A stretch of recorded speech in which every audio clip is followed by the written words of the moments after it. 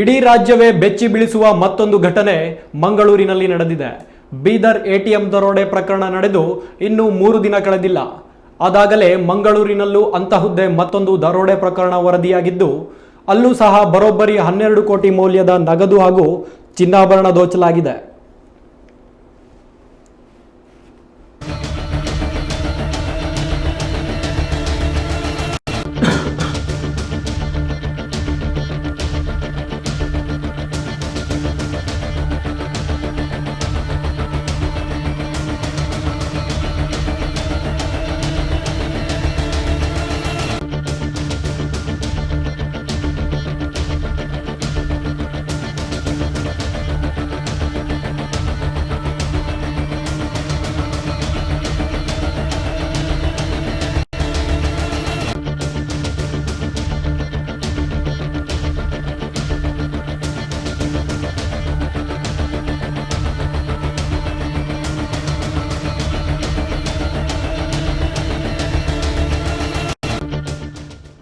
ನಿನ್ನೆ ಬೀದರ್ನಲ್ಲಿ SBI ATM ಬಳಿ ನಡೆದಿದ್ದ ದರೋಡೆ ಪ್ರಕರಣದಲ್ಲಿ ಇಬ್ಬರು ಆಗಂತುಕರು AMS ಸಂಸ್ಥೆಯ ಸಿಬ್ಬಂದಿಗಳ ಮೇಲೆ ಗುಂಡು ಹಾರಿಸಿ ಸುಮಾರು 93 ಲಕ್ಷ ರು ಇದ್ದ ಹಣದ ಬಾಕ್ಸ್ ಅನ್ನು ಹೊತ್ತು ಪರಾರಿಯಾಗಿದ್ದರು.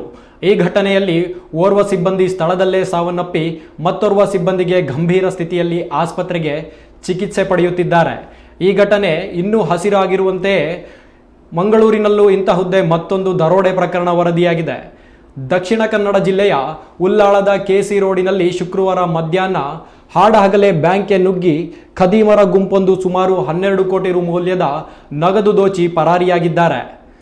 ಮೂಲಗಳ ಪ್ರಕಾರ ಒಟ್ಟು 6 ಜನರಿದ್ದ ದರೋಡೆಕೋರರು ಬ್ಯಾಂಕ್ಗೆ KC ಶಾಖೆಯ ನುಗ್ಗಿ ಪಿಸ್ತೂಲು ಮತ್ತು ತಲವಾರು ತೋರಿಸಿ ಲೂಟಿ ಮಾಡಿದ್ದಾರೆ. ಮಂಗಳೂರಿನಲ್ಲಿ CM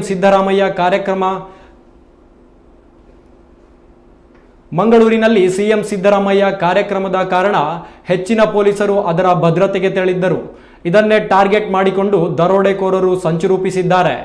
ಘಟನಾ ಸ್ಥಳಕ್ಕೆ ಉಲ್ಲಾಳ ಪೊಲೀಸರು ಭೇಟಿ ನೀಡಿದ್ದು, ಶ್ವಾನದಳ ಸಿಬ್ಬಂದಿ ಭೇಟಿ ನೀಡಿ ಪರಿಶೀಲನೆ ನಡೆಸ್ತಾ ಇದೆ.